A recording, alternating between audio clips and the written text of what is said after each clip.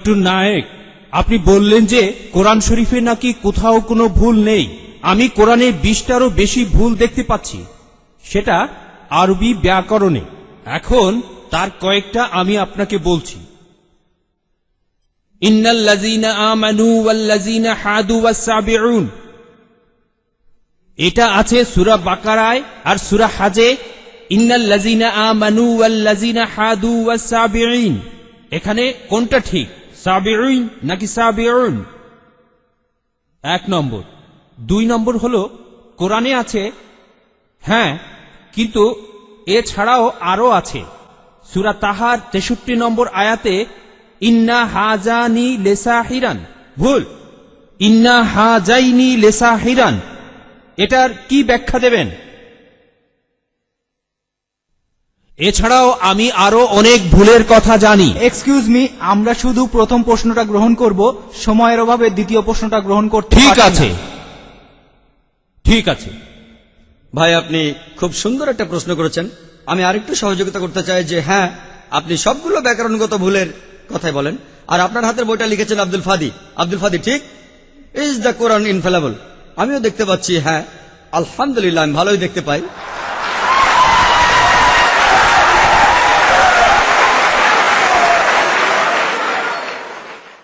আমি এই 20টা ভুলের সবগুলোর উত্তর দেব, কারণ আমি বইটা পড়েছি। আমি সবগুলোর উত্তর দেবো ইনশাল্লাহ, ইনশাল্লাহ। 1 নম্বর পয়েন্ট ভাই, 1 নম্বর পয়েন্ট, এখানে 1 নম্বর পয়েন্ট হলো যে আরবির সব ব্যাকরণ এসেছে কোরআন থেকে। কোরআন হলো সর্বোচ্চ আরবি বই, যে বইটাতে সবচেয়ে উঁচু মানের সাহিত্য আছে। আরবি ভাষার সব ব্যাকরণ এসেছে কোরআন থেকেই। কোরআন হলো ব্যাকরণের মূল গ্রন্থ, আর কোরআন যেহেতু ব্যাকরণের মূল গ্রন্থ এবং সব ব্যাকরণে এসেছে কোরআন থেকে, কোরআনে কোনো ভুল থাকতে পারে না। 1 নম্বর পয়েন্ট। 2 নম্বর পয়েন্ট, 2 নম্বর পয়েন্ট, 2 নম্বর পয়েন্ট।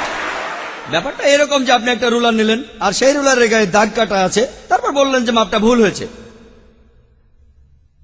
এটা বেশ অযৌক্তিক।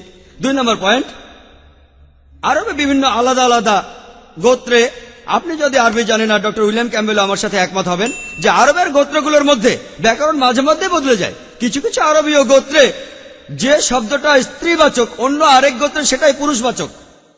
একই শব্দ, তবে গোত্রভেদে ব্যাকরণ বদল হতে থাকে, এমনকি শব্দের লিঙ্গ বদলে যায়। তাহলে আপনি কি কোরআনকে সবগুলো ব্যাকরণ দিয়ে পরীক্ষা করবেন? না। আর এছাড়াও কোরআনের ভাষা এত উঁচু মানের, এতই উঁচু মানের, এর কাছাকাছি কোনো সাহিত্য নেই। আর কোরআনের বিরুদ্ধে অনেক বই আছে, ইন্টারনেটে গেলে দেখবেন 12টা ব্যাকরণের ভুল, 21টা ব্যাকরণের ভুল, আব্দুল ফাদি 20টা ব্যাকরণের ভুল। আপনাদের কি ধারণা খ্রিস্টানরা এই ভুলগুলো বের করেছে? কারাই ভুল বের করেছে? জানেন কারা করেছে? মুসলমানরাই। মুসলমান পণ্ডিতরা, যেমন জামকশারি, তারা এটা করেছেন।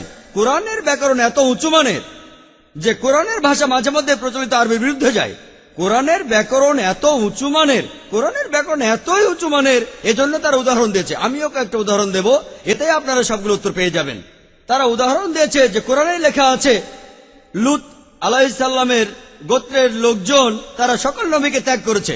বলা আছে সব নবীকে তারা বর্জন করেছে। ডক্টর উইলিয়াম ক্যাম্বেল বললেন যে নূহ নবীর গোত্রের লোকজন তারা নবীদের ত্যাগ করেছে। আমরা ইতিহাস থেকে জানি যে মাত্র একজন নবীকে তাদের কাছে পাঠানো হয়েছিল। তাহলে এখানেও ব্যাকরণের ভুল আছে। কোরআনে বলা উচিত ছিল একজন নবীর কথা, বহুবচন না।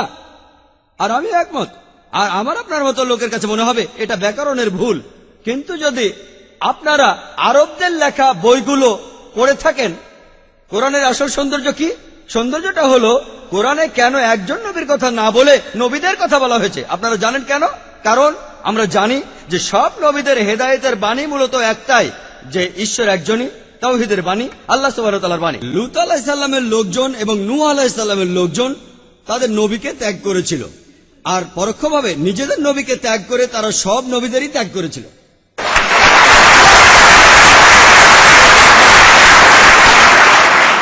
সৌন্দর্যটা দেখেন, ভাষার অলংকার দেখেন, আলহামদুলিল্লাহ। আপনার মনে হতে পারে এটা ব্যাকরণের ভুল, কিন্তু এটা ভুল নয়। একইভাবে নূর সারওয়ার নামে একজন বলেছেন যে কোরআন বলছে কুন ফা ইয়াকুন, হ বললে হয়ে যায়। এটা নাকি হবে কুন ফা কানা, হ বললে হয়ে যেত। হ্যাঁ, আরবির পাস্ট টেন্সে কুন ফা কানা, কুন ফায়াকুন নয়, কিন্তু কুন ফায়াকুন আরো উঁচু মানের। বলা আছে আল্লাহ তিনি ছিলেন, আছেন আর থাকবেন, অতীত বর্তমান আর ভবিষ্যৎ। Thank you doctor Naik.